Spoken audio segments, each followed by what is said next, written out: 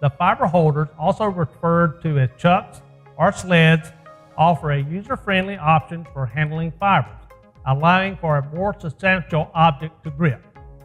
To splice using this method, you need to transition from the factory setup by 1. Removing the sheath clamp from the splicer, 2. Installing set plates in place of the sheath clamp, and 3. Removing the adapter plate from the cleaver. The AD16 adapter plate has the same size and shape of a fiber holder, so removing it allows you to load the fiber holder directly into the cleaver.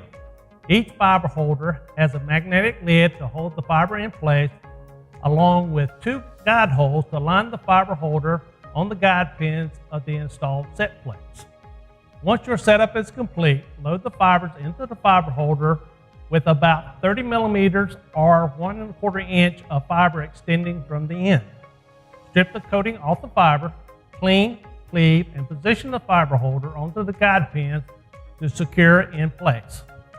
Splicing with fiber holders enhances ease of use and minimizes handling errors during the splice. Once loaded into the fiber holder, the fiber doesn't need to be removed until the splice is finished. This ensures consistent cleave length each time, and the fiber ends consistently lands in the same position in the splicer.